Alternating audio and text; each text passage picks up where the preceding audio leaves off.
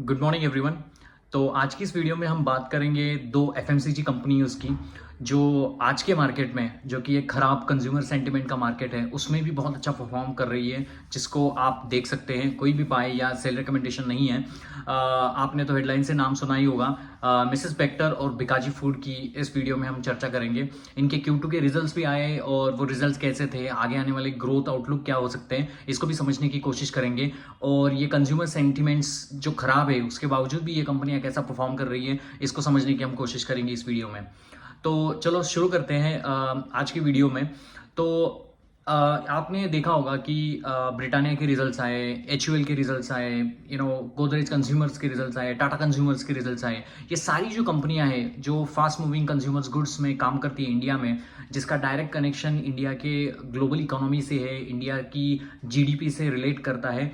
तो अगर जितनी GDP हमारी अच्छी बढ़ेगी, उतना ही अगर मिडिल क्लास अच्छा करेगा, तो ये सारा इम्पैक्ट FMCG कंपनी के ऊपर आता है। और हिस्टोरिकली एज ए इन्वेस्टर आपने देखा होगा कि बहुत सारे इन्वेस्टर ने बहुत अच्छा पैसा FMCG कंपनियों में कमाया है, क्योंकि इसमें डायरेक्ट गेम चलता है। जितना ज़्यादा आप बेचोगे, जितनी ज़्यादा आपकी मार्जिन रहेगी, उतना ज़्यादा स्टॉक का परफॉर्मेंस भी उतना ही अच्छा रहता है। और इंडिया की जो ग्रोथ की स्टोरी है जितनी अच्छी रहेगी, उतना ही फ़ायदा FMCG कंपनियों को होता है। It is very easy to understand business होता है, इसीलिए पैसा बनाने के सबसे ज़्यादा असर जो होता है FMCG कंपनियों में होता है। कंपैरेटिवली कोई टेक्नोलॉजी रिलेटेड कंपनी हो, वो काम कैसा करती है आपको समझ नहीं आता है, तो उसमें फ़र्क होता है।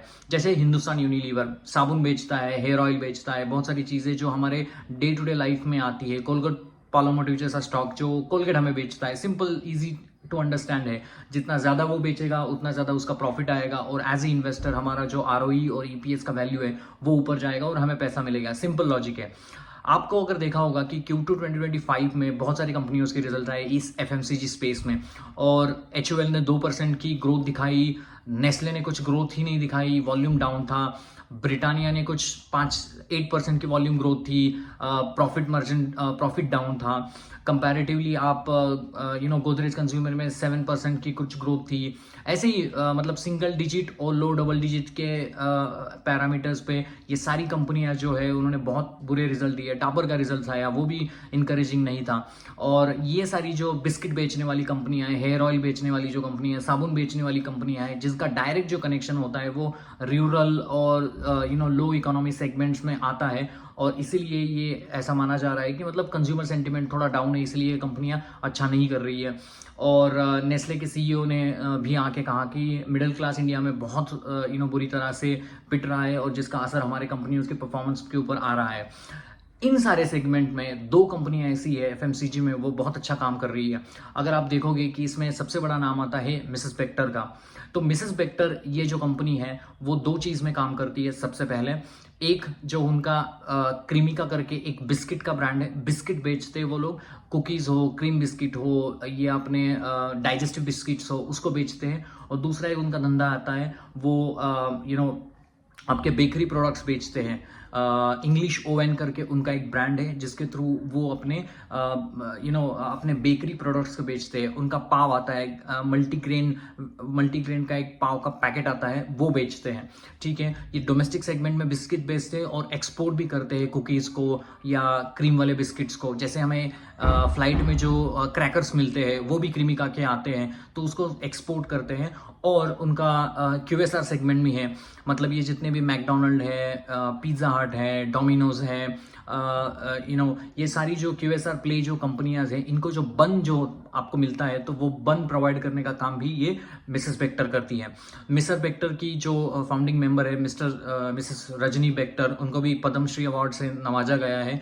ये कंपनी शुरुआत हुई थी पंजाब, हिमाचल प्रदेश, उस एरिया से, और आगे जाते हुए ये पैन इंडिया बनने की कोशिश कर रहा है। सिर्फ बिस्किट और बेकरी का जो ये प्रोडक्ट है, इंग्लिश ओवन और क्रीमिका, ये उनके दो ब्रांड है। इसको आधारित उन्होंने मैन्युफैक्चरिंग प्लांट बहुत जगह पर लगाए हैं, और इसके थ्रू पूरे इंडिया में डिस्ट्रीब्यूशन का गेम प्ले करके एफएमसीजी में वो नंबर 1 प्लेयर बनना चाहती है बिस्किट में। तो इसका डायरेक्ट जो कंपैरिजन आएगा वो ब्रिटानिया कंपनी से आएगा, क्योंकि ब्रिटानिया भी अपने मारी वाली बिस्किट बेचती है, कोई डाइजेस्टिव वाली बिस्किट बेचती है, तो इसका सीधा सीधा कंपैरिजन ब्रिटानिया के साथ होता है। लेकिन ब्रिटानिया का मार्केट कैप जो है वो बहुत बड़ा है, मतलब लाख 2 लाख करोड़ के ऊपर का मार्केट कैप है। और जो मार्केट कैप जो इसका मिसेस बेक्टर का है वो 10,000 करोड़ के आसपास उसका जो पूरा मार्केट कैप है। तो ये बहुत छोटी कंपनी है और आगे आने वाले समय में छोटी कंपनियां ही बड़ी होती है और हमारे जैसे इन्वेस्टर को उससे बहुत बड़ा फायदा होता है, बहुत बड़े पैसे उससे कमाने का हमें एक अपॉर्चुनिटी होती है। देयर इज नो बाय और sell recommendation on these two stock, we are just trying to understand the business model of the companies,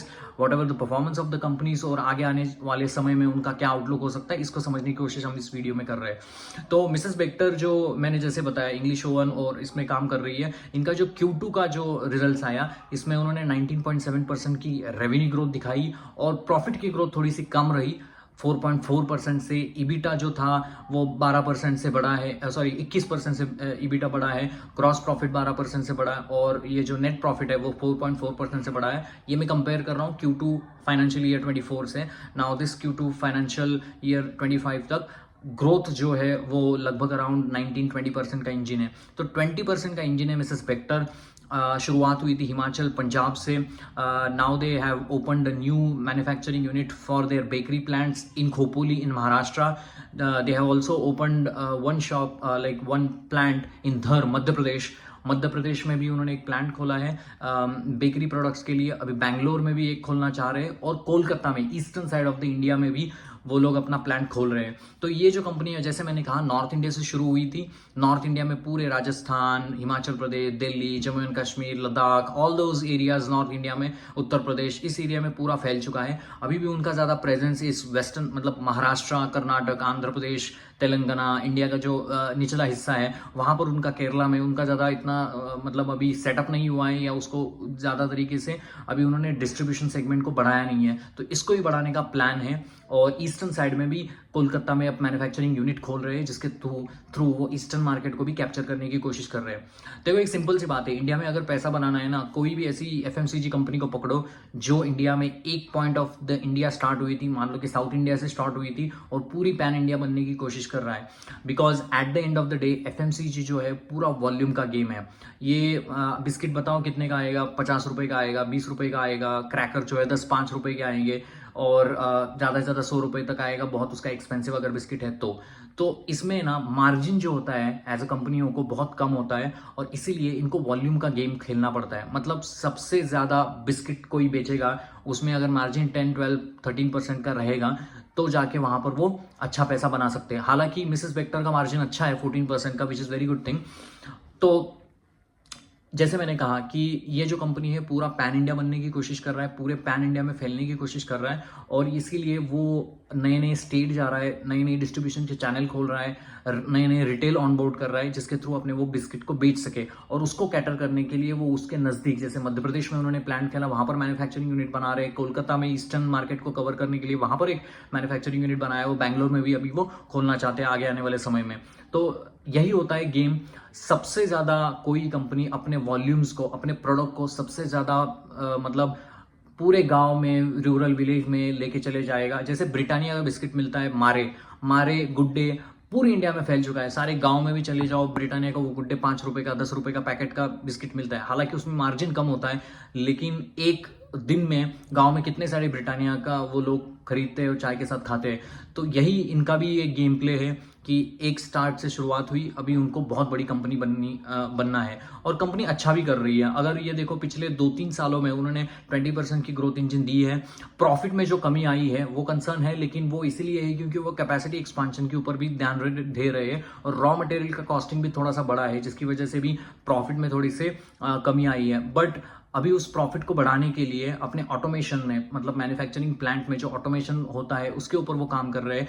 packaging को कैसे वो अच्छा बना सके उसके ऊपर काम कर रहे हैं। रॉ मटेरियल कैसे सस्ते में खरीद सकते हैं उसके ऊपर वो ध्यान दे रहे हैं, जिसके तहत प्रॉफिट को वो कभी भी बढ़ा सकते हैं, लेकिन कोई भी कंपनी में एफएमसीजी में सेल्स बहुत इंपॉर्टेंट रहता है, क्योंकि वो सेल्स बढ़ाने के लिए आपको बहुत मेहनत करनी पड़ती है। और स्पेशली इंडिया में जो कंपटीशन है, मतलब बहुत सारी बिस्किट कंपनियों से भी है या ये बेकरी प्रोडक्ट्स में भी है, जिसके तहत इंडिया में कंपटीशन भी बहुत ज़्यादा है, तो सेल्स का फिगर बहुत इंपॉर्टेंट रहता है। लेकिन कंपैरेटिवली ब्रिटानिया की जो रेवेन्यू ग्रोथ है 7-8% का या 2% का HUL है, नेस्ले का ग्रोथ नहीं है, अलग कंपनियां जो इस सेक्टर में काम कर रही है उनकी कहीं भी ग्रोथ नहीं है। इस कंपैरेटिवली ये छोटी कंपनी बहुत अच्छा काम कर रही है।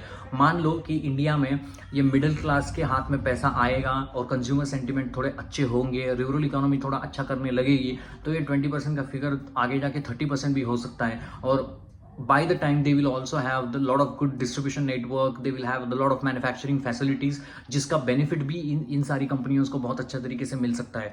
तो यही आपको देखना पड़ेगा कि ऐसी कौन सी कंपनी है जो पैन इंडिया बनने की कोशिश कर रहा है। इन्होंने करीना कपूर को भी अपनी ब्रांड एम्बेसडर बना लिया है, और पंजाब में, लुधियाना में प्रिंट हो, सोशल मीडिया, वहाँ पर बहुत सारी एडवर्टाइज करके इसको बेच रहे हैं। अगर आपको ये वीडियो पसंद आते हैं तो प्लीज़ इस वीडियो को लाइक करना, शेयर करना और सब्सक्राइब करना।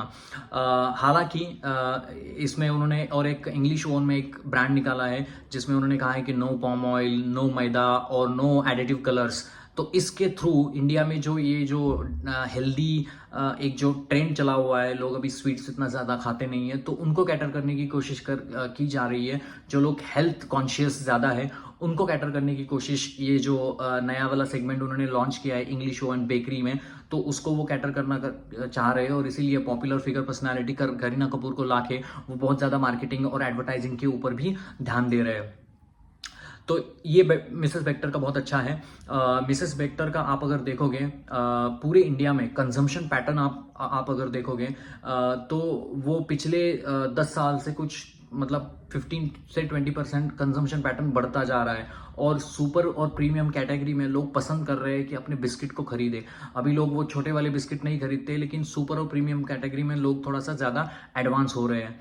Comparatively the economies of like US, UK में सबसे ज़्यादा कंजम्पशन होता है बिस्किट का, उसके बाद US का होता है, उसके बाद जर्मनी और जापान में होता है। इंडिया में वो 2.2 kg पर ईयर का ही अभी तक कंजम्पशन ऑफ द बिस्किट है। तो इन कंपनियों का यही कहना है कि आगे जाकर बिस्किट का कंजम्पशन बढ़ेगा, बेकरी प्रोडक्ट का कंजम्पशन बढ़ेगा। आप अपने आप से ही सवाल पूछो कि अगर आपको कोई बेकरी का अच्छा प्रोडक्ट इंडिया में मिलता है जो कि बाहर लोग खाते हैं आउटसाइड ऑफ द इंडिया, तो वही एक क्रेज बनता चला जा रहा है। कोई चीज़ अगर नई हो, अच्छी तरीके से आपको दी गई हो, तो लोग उसको पसंद भी करते हैं। और इनकी सबसे अच्छी बात है कि ग्रोथ का जो सेगमेंट है वो बेकरी से थोड़ा सा ढीला पड़ गया था 1-2 क्वार्टर से, लेकिन अभी भी वो ट्रैक पे आ रहा है। जैसे उन्होंने टाइप किया हुआ है मैकडोनल्ड से, वॉलमार्ट से या डोमिनोज पिज़्ज़ा साइड से, वहाँ उनको बन प्रोवाइड करने का भी काम ये लोग बहुत अच्छे से कर रहे हैं। वहाँ की जो ग्रोथ है वो भी अराउंड 20% की है, बिस्किट की ग्रोथ है वो 24% की है। दोनों को मिला के 20% का ग्रोथ इंजन है। तो बिस्किट अच्छा कर रहा है और उनका इंग्लिश ओन जो थोड़ा पीछे चल रहा था वो भी थोड़ा अभी अच्छा कर रहा है। And that is been also supported by big manufacturing setup by this company. तो इस कंपनी को आप देख सकते हैं। No buy and sell recommendation, you can discuss with your financial advisor before you take any position in this stock. क्योंकि इस stock में एक ही प्रॉब्लम है अभी तक जो मुझे लग रहा है, वो है वैल्यूएशन का। 70 का PE है, 10,000 का मार्केट कैप है, 87 का PE था, थोड़ा सा लुढ़क के नीचे आ गया है। लेकिन कोई कंपनी अगर FMCG में अच्छा करेगी तो उसका वैल्यूएशन हाई ही रहेगा। तो देखना पड़ेगा कि कितने लो लेवल पे, कितने लो वैल्यूएशन पे ये स्टॉक हमें आपको मिलता है, और then you can build an position on it on this one.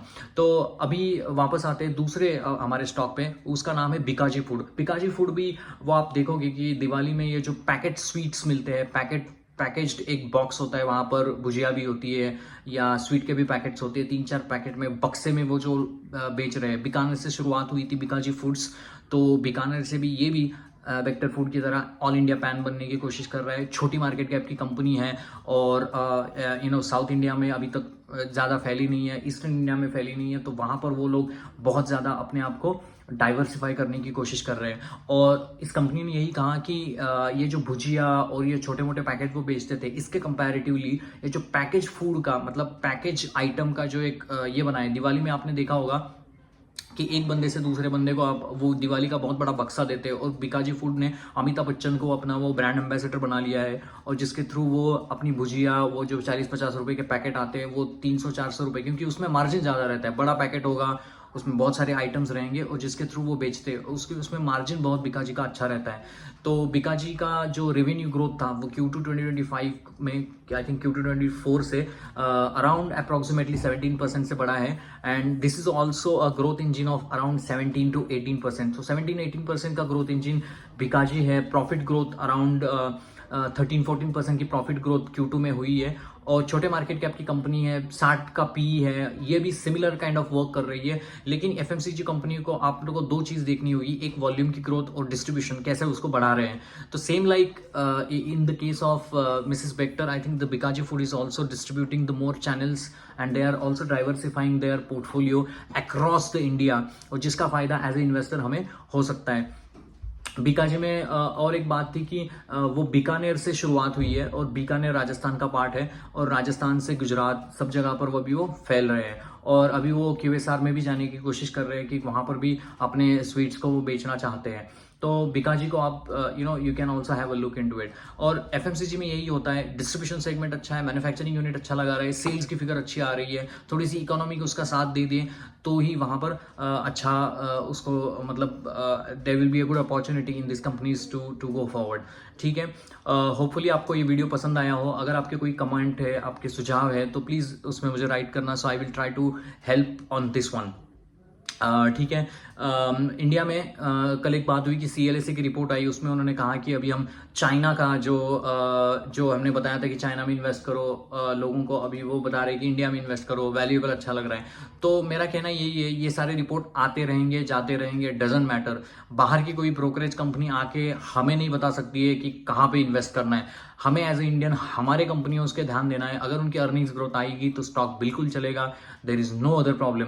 But अगर कोई ग्रोथ नहीं आएगी कंपनियों में, EPS की ग्रोथ नहीं होगी, प्रॉफिट की ग्रोथ नहीं होगी, सेल्स की ग्रोथ नहीं होगी, तो आपके स्टॉक चलेगी नहीं। उसमें CLSA कुछ कहे, आप कुछ कहे, मैं कुछ कहे, फर्क नहीं पड़ता है। फर्क एक ही चीज से पड़ता है, उसका नाम है अर्निंग्स ग्रोथ। तो ब्रोकरेज हाउसेस पे ज्यादा नहीं ध्यान देना है। CNBC आवाज में आप देखो, हर सुबह वो उठते बोलते कि निमोरा ने ऐसा कहा, जेफरीज ने ऐसा कहा, CLSA ऐसा कह रहा है। So I think all these companies always try to give the buy and sell call, target ऐसा है एंड स्टॉप लॉस ऐसा है, बट ये फर्क नहीं पड़ता है। अगर आपका व्यू लॉन्ग टर्म है, अगर आप कंपनी को अच्छे तरीके से ट्रैक कर रहे हो, तो आप खुद ही उसके चीज में अच्छे तरीके से उसमें बन सकते हैं। ठीक है, तो यही था दो FMCG कंपनियों के बारे में। होप आपको ये पसंद आया हो। अगर आपको ये पसंद आया हो वीडियो, तो प्लीज वीडियो को लाइक करना, शेयर करना और सब्सक्राइब करना। मिलते हैं नेक्स्ट वीडियो में, और have a nice day ahead.